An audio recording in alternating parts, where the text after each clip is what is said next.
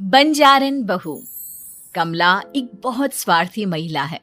उसने पैसों के लिए एक ऐसे इंसान से शादी की जो पहले से शादीशुदा और एक बच्चे का पिता भी था। कमला के पति को मरे हुए एक अरसा बीत गया है। अब वो अपने सौतेले बेटे वैभव के साथ रहती है। वैभव के दिल में अपनी माँ को लेकर इतना डर है कि वो अपनी माँ के सामने एक शब्द नहीं बोल पाता। उसकी माँ जो कहती है उसको सर झुकाकर वही मानना पड़ता है। वैभव, तुमने अभी तक घर का काम क्यों नहीं किया? तुमसे कितनी बार कहा है कि सूरज निकलने से पहले तुम घर की साफ सफाई पूरी कर दिया करो। वैभव कुछ नहीं बोलता, चुपचाप सर झुकाए अपनी माँ की बात सुनता रहता है। तभी पास में खड़ा नौकर सुखराम कहता है, मालकिन, वैभव बाबा को रात से तेज बुखार है, इसलिए वो सुबह जल्दी उठ नहीं पाए। उनके बदले मैं घर की साफ सफाई कर देता हूँ। इसे कोई बुखार नहीं है। मैं इसे अच्छी तरह से जानती हूँ। ये सब काम न करने के बहाने हैं। सुखराम काका, बोल दो इसे, सारे घर का काम यही करेगा। और इससे समय पर अपना काम पूरा नहीं किया तो इससे आज का खाना भी नहीं मिलेगा। मगर मालकिन, वैभव बाबा की सच में ही तबीयत खराब है, आप एक बार देख तो लीजिए। कमला बिना कुछ बोले वहां से चली गई और बेचारा वैभव तेज बुखार में भी काम करता रहा। कमला वैभव की शादी एक ऐसी लड़की से कराना चाहती थी जो अनपढ़ हो और कमला से इसी तरह डरे जिस तरह वैभव डरता है, ताकि वैभव की सारी जायदाद और धन दौलत उसकी मुट्ठी में रहे।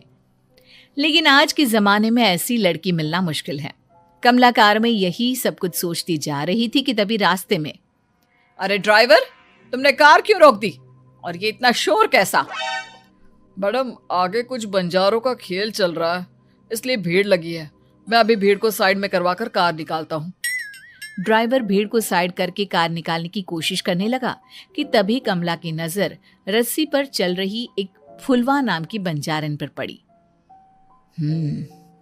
क्यों ना मैं इस बंजारन की शादी वैभव से करा दूं?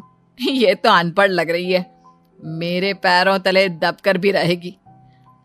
मुझे अभी इसके माँ बाप से बात करनी होगी। ये सोचकर कमला ने उन बंजारों से बात की और उन्हें शाम को अपने घर बुलाया। फुलवा के माता पिता वहां उसे लेकर आ गए। उन्होंने इतना आलीशान घर पहले कभी नहीं देखा था। अच्छा हुआ आप लोग आ गए। देखिए, मुझे घुमा फिरा कर बात करने की आदत नहीं है, इसलिए सीधे सीधे मुद्दे पर आती हूँ। मुझे आपकी बेटी बहुत पसंद है। मैं अपने इकलौते बेटे की शादी आपकी बेटी फुलवा से कराना चाहती हूँ। इसके बदले में आप जो चाहो वो ले सकती हैं। तभी फुलवा की माँ कहती है, ये क्या कह रही है मैम साहब? कहीं आप हमारी गरीबी का मजाक तो नहीं उड़ा रही ना? आप मेरे बेटे से मिल लो। अगर आपको मेरा बेटा पसंद आता है तो मैं कल से ही शादी की तैयारी शुरू कर दूंगी। सुखराम, वैभव को लेकर आओ। फुलवा अपनी माँ के कान में फुसफुसाती है, माँ, कहीं इस मेम साहब का छोरा पागल तो ना है? फुलवा अपनी माँ से बात कर रही होती है कि वैभव वहां आता है। फुलवा उसे देखती ही रह जाती है और उसके माता पिता उसकी शादी तय कर देते हैं। शादी वाले दिन किसी को फुलवा और वैभव की बेमेल विवाह की बात समझ में नहीं आती। फिर भी एक औरत कमला से पूछ ही लेती है, कमला जी, आपने अपने इकलौते बेटे की शादी देहाती गवार से क्यों करा दी? ये बंजारन आपके घर की बहू बनने लायक तो नहीं है। कम से कम अपने स्टेटस का ही ख्याल कर लिया होता।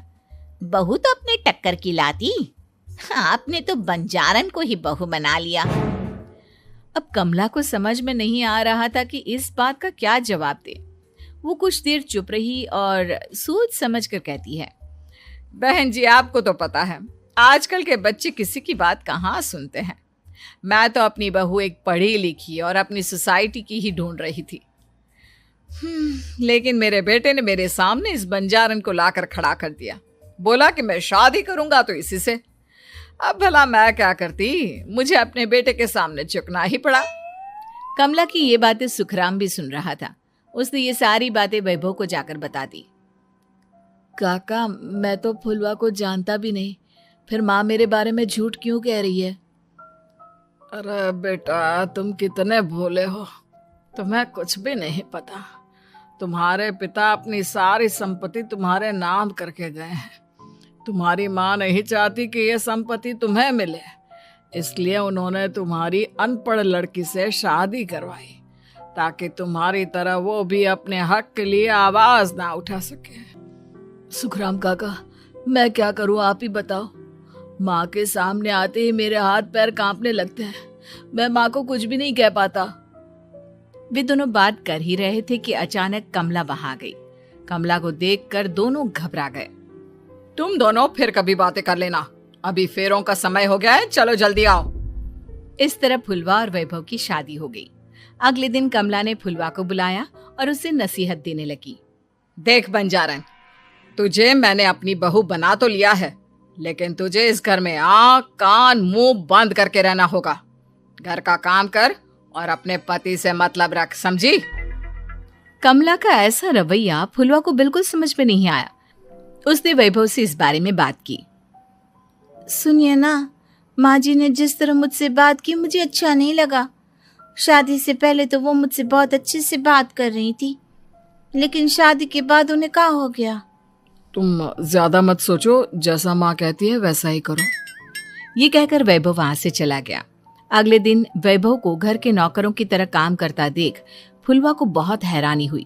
फुलवा ने इस बारे में सुखराम काका से बात की तो सुखराम काका ने फुलवा को सारी बात बता दी। अब फुलवा को समझ में आ गया कि उसकी सास ने एक बंजारन को बहू क्यों बनाया। एक दिन वैभव घर का काम कर रहा था, तभी उससे कांच की प्लेट टूट गई। किसने गिराई ये कांच की प्लेट? वैभव को वहां खड़ा देख कमला ने छड़ी से उसे मारना शुरू कर दिया। उसके पैर में कांच चुभ गया और खून बहने लगा, लेकिन फिर भी कमला उसे मारे जा रही थी।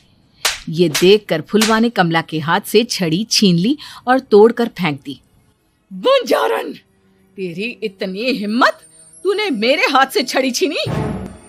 कमला फुलवा को थप्पड़ मारने ही वाली थी कि फुलवा उसका हाथ पकड़ लेती है।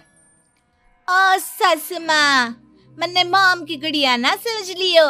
बंजारन हो बंजारन, ईंट का जवाब पत्थर से देना जानती हूँ।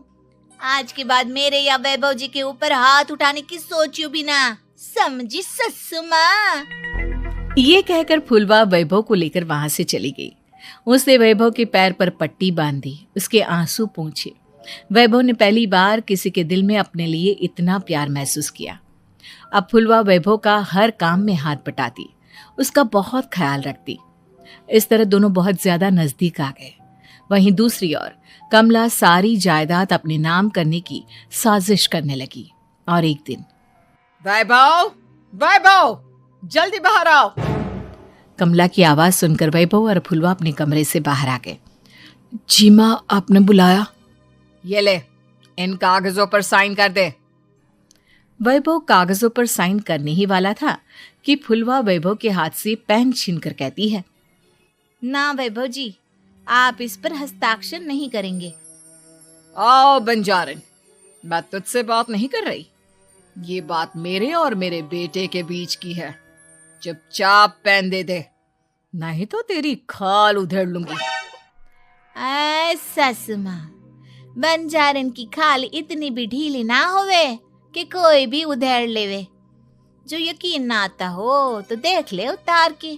और हाँ, बंजारन जरूर हूँ पर अनपढ़ ना हूँ। मैंने भी पता है कि किसी भी कागज पर साइन करने से पहले उसे अच्छी तरह पढ़ लेवे हैं। पेन देती है या नहीं? ये कहकर कमला फुलवा को मारने आई तो फुलवा ने कमला को धक्का दे दिया और वो नीचे गिर गई। कमला डरकर वहां से भाग गई। अब फुलवा ने वो कागज उठाए और वैभव के साथ सीधा वकील के पास चली गई।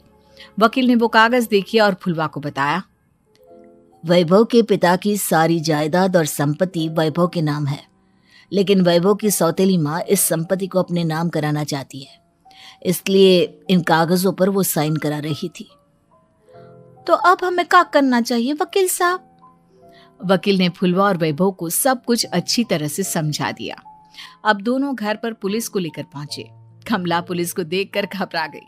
पुलिस ने कहा, आपके नाम की कंप्लेंट हुई है, आपको हमारे साथ थाने चलना होगा। कंप्लेंट? कैसे कंप्लेंट?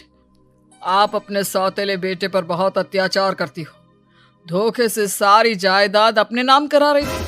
अब नहीं इंस्पेक्टर साहब, जरूर ये मेरी बहू की कोई साजिश है, इसने गलत कंप्लेंट की है। मैडम, शिकायत आपकी बहू ने नहीं बल्कि आपके बेटे वैभव ने की है। कमला वैभव का नाम सुनकर दंग रह गई। जिस बेटे ने कभी उसके सामने सर नहीं उठाया था, आज वही बेटा उसके सामने पुलिस को लिए आया है। वैभव, तुम्हारी इतनी हिम्मत कि तुम पुलिस को ले आए? हाँ माँ, मैं लाया हूँ पुलिस को, और मेरे अंदर इतनी हिम्मत कभी ना आती अगर फुलवा मेरा साथ ना देती।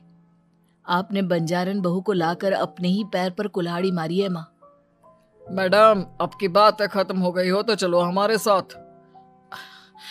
वैभव, मुझे माफ कर दो, मुझे थाने मत भेजो। आज के बाद मैं तुम्हें कभी नहीं मारूंगी, तुम्हें कभी परेशान नहीं करूंगी, मुझे माफ कर दो। वैभव अपनी कंप्लेंट वापस ले लेता है और पुलिस वहां से चली जाती है। वैभव अपनी सौतेली माँ से कहता है, मैंने पुलिस को वापस तो भेज दिया है, लेकिन मैं आपको माफ नहीं कर सकता। आपने बचपन से आज तक कभी मेरे सर पर हाथ नहीं रखा, हमेशा मुझे मारती रही, नौकरों की तरह बर्ताव करती रही। आप इस घर में नहीं रह सकती, चली जाइए यहां से। कमला घर छोड़कर चली गई और सड़क किनारे खड़ी होकर सोचने लगी, काश मैंने वैभव को माँ की तरह प्यार किया होता तो आज मैं इस तरह से बेसहारा ना हो जाती।